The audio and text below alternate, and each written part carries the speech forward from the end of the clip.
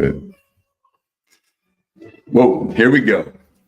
A few technical difficulties are starting off. Again, I'm Bart and Brian here, live chat, live stream, coming to you from my piano room tonight, and wanted to really touch base on a couple of topics or a specific topic around nutrition. Now, nutrition obviously super important, and it's more important because one of the things that as you think about weight loss or getting healthy, like oftentimes it is always the relationship to the scale that is the absolute thing that we live and die by. Like, oh, I want to lose 10 pounds. Like, of what though, right? Like the question we almost never ask when we want to get in shape or lose weight or get healthy is we say, I want to lose weight because somehow more weight is bad, right? And less weight is good, it's healthy, it's all these things. Whatever we have in our head is like, there's a number on the scale that tends to be the number that matters to us, as if like that number means we're healthy or not. And that's wrong. That's completely wrong, because you don't know what your body is made of. 220 pounds, that could be 10% body fat, could be 200 pounds of muscle, or it could be a lot of body fat. There could be some healthy reasons why you're 220. There could be some unhealthy reasons why somebody's 220. It's not about the weight, but it's about your health. And so when you're thinking about diet, the next question is, okay, do you want to eat for health? There may be a weight reduction, there may be body composition changes that occur, and that's excellent. We want to change our body composition. Most people who feel out of shape or unhealthy want to lose body fat, actually decrease the amount of body fat they have in their body and potentially increase the amount of muscle mass, which can relate to tone or like shape or figure and things like that, looking a certain way, looking athletic, looking healthy, and that kind of stuff. So as we're thinking about losing weight, the good weight, losing the body fat, and gaining or keeping on muscle, there's really a couple of ways to do that. And lately, there's been a lot of discussion about intermittent fasting. There's been a lot of discussion about, of course, veganism or being vegan, eating vegan, paleo, which is kind of the opposite side of that. And then there's just kind of the classical, like cutting total calories. And so we're going to talk about all the different ways you can do it and what works and what doesn't work. And so here's my thing. If you measure it consistently, it's probably going to work. So if you live in the world of like, hey, vegan's the way to go, great.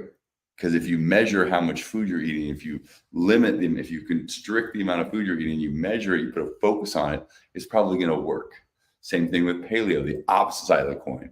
People who are carnivore, if you're just going to eat meat only, right? If you're measuring how much you're eating, if you're being strict in terms of what you're putting in your mouth, you're much more likely to lose weight. You're much more likely to get the result you're looking for. And that's why somebody can have great success with just going on a vegan diet, and somebody else can have the great success going on a carnivore diet. And like, wait, this person cut out all the meat and they had success. This person ate all meat and they had success. I thought vegetables were good and meat was bad, or vegetables are bad and meat is good. And that's the beauty of this. Like, it's not actually about the food. Like, we have this religion around what type of food, what type of diet, how we got healthy. Everyone needs to do what I did to get healthy. No, we're omnivores, right? We can really eat anything. That is the beauty of the human, genome, our gut. Like, we are just capable of extracting nutrients from meat, from vegetables, from dairy, from carbohydrates, fats, whatever. And then there's a culture all in different parts of the world where they eat almost all meat. There's cultures that eat almost all grains and all corn and whatever, and they all have made it.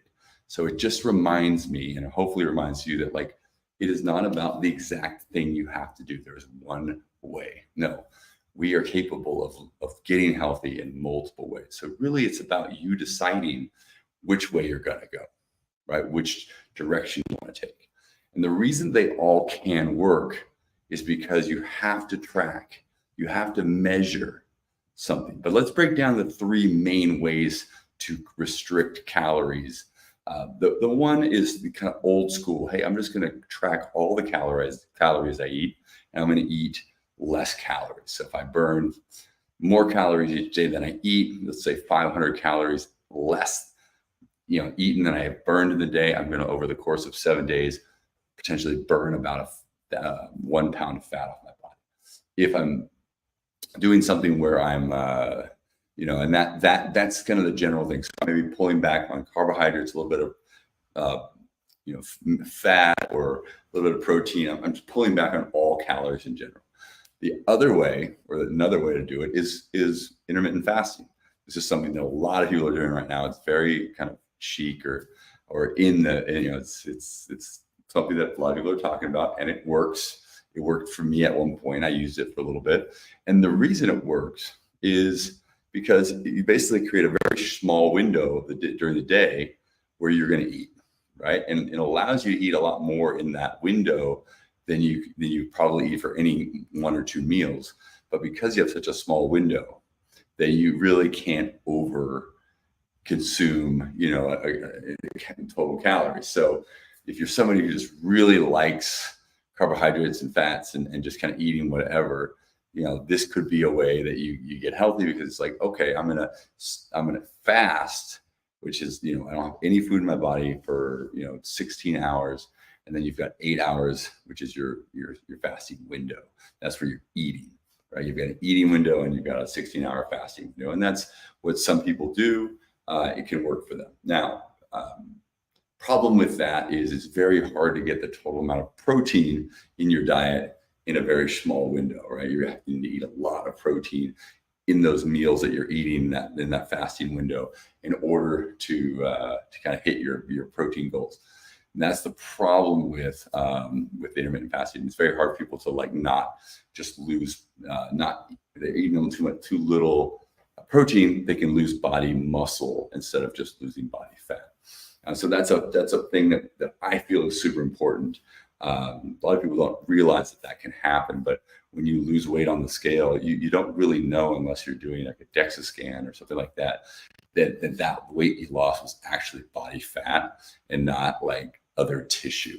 So where possible, if we can have some sort of a high calorie or a high protein diet, where a lot of the calories are coming from the protein versus carbohydrates, then you get a little bit, you can keep that muscle while you're losing body fat. It also helps you repair. If you're working out and doing strenuous activity, it can help you repair from that. So key point here is, we can shorten the window where you're eating food in that fasting window. We can take kind of shorten the amount of calories total, or in case of, vegan, paleo, keto, things like that, they're just saying, okay, no, they're restricting a portion of our macronutrients. We're saying, hey, we're only getting food from these sources, right? We're not eating meat, or we're not eating vegetables, or we're not eating, carbohydrates, sugar, right? And by pulling those things back, our overall calories go down. We end up in a deficit without even trying to be in a deficit, because we've restricted so many aspects of the food that's acceptable within the diet, that we're in a calorie deficit. And that over time, again, helps us lose the weight. So however you do it, it's so important that whatever choice you make, know that it's not the only choice. There's lots of options for you. But more important than that, it's, why did you choose this one? If you're working out, it'd be really important to actually make sure you're getting enough protein. So this is specifically for people on a vegetarian or vegan diet. Just got to really look at where your protein sources are coming in. If you're using protein powders for smoothies, things like that, that can be a great way to supplement protein. But you don't want to, just assume that because you're eating vegan that you're healthy and therefore everything's going to be great. If you don't have enough protein, that can really significantly, fatigue your body and pull muscle in that weight loss process, instead of pulling the body fat from your body. So that's a key thing you want to be thinking about. Hey, real quick, if this is helpful, drop in the chat, just say, just drop in meat or veggies or whatever you like. Just drop it in the chat. Let me know you're appreciating this or you're enjoying this content. Also, feel free to share and like. Let's get the word out. More people can understand the differences here and how it works. Last piece I want to talk about here, about 11 minutes in, so I want to keep kind of short tonight since it's a Saturday. But just as you're, a lot of people are thinking towards, after the holidays and, kind of kickstarting 2024. And a big piece of that is going to be your nutrition, right? Working out is important, but you've probably heard that slogan or that saying, like, you can't outrun a diet, you can't outlift a diet. If you're eating whatever you want and exercising, yes, you are internally getting healthier. You might be building muscle or something like that, but your body is not going to change in terms of body composition unless you impact the food you're putting in your body. So if you're exercising and you're not seeing the scale change, or you're not feeling like your pants are getting looser, or your belt's getting tighter, like, that's probably a symptom that you're eating too much food. Oftentimes, because you're working out, you're getting hungry, and that can be a challenge for how, for eating too much food. Or we're not tracking the food. We're assuming we're making good choices, and we almost sometimes subconsciously forget about some of the choices or some of the things that we've eaten during the day, and we end up just in a surplus instead of being in a deficit consistently over the course of several weeks, which in turn is really where the weight loss starts to happen.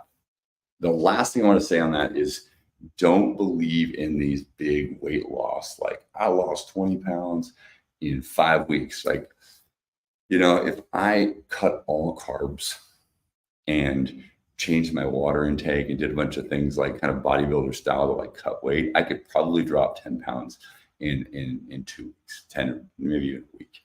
It's not body fat. It's not healthy weight loss. It doesn't actually mean anything. It just means I've kind of squeezed all the excess, like, water and stuff out of my body for a little bit of time, so I could see on the scale a number that I wanted to hit, right? True weight loss, like actual body fat reduction, is a slow process. If it was fast, everyone would do it. It would be easy to get in shape. It would be easy to lose body fat. It's not. It takes discipline. It takes a slow kind of marathoner's pace, and how you think and how you eat and how you program and just kind of what's the word I'm looking for? Measure kind of on a daily basis what you're doing, how you're doing it, and making sure that you're doing all the little things day in and day out that's going to help your body just incrementally lose a little bit of weight each week. I mean, literally a half pound to a pound of body fat a week is ideal, right? Don't get sold on the idea that you can lose way more than that, right? Because it's just about, you start over dieting, getting down too low in calories, your body just does not know what to do with it. It starts to like pull whatever it can, and it's going to pull muscle. It's going to eat your muscle tissue. It's going to eat your connective tissue because it needs protein. It needs other resources to live because you're not giving it enough food. So you don't want to get in that space, right? So keep it simple. Look at half a pound to a pound a week. Hey, 10 to 12 weeks, you're down 8 to 10 pounds. Wow. What a deal. Like, if you really think about like 12 weeks, almost 3 months, if you start January 1st and by the end of March, you were down 10 pounds of actual body fat on somebody who's 170, 180 pounds, that is significant. That is a significant alteration in your health and in your lifestyle. So just got to trust that long-term vision. And that's something that's once you've kind of figured it out,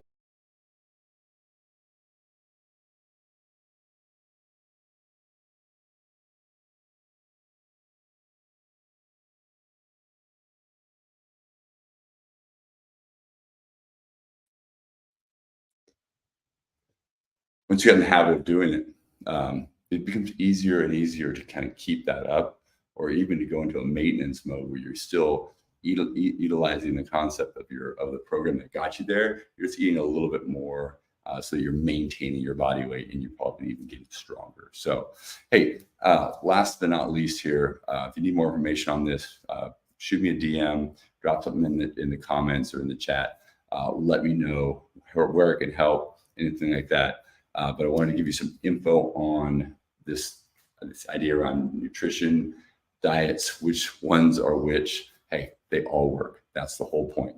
Everyone, you'll find somebody in the like camp of like paleo, carnivore, somebody over here, vegan, gotta go vegan. And then somebody else is like, oh, you got to do this. And, bodybuilders will tell you one thing, and each and every one of them is doing something to track and to measure and to restrict what they're putting in their body. If we are not restricting something about what we're putting in our body, we are not going to lose weight.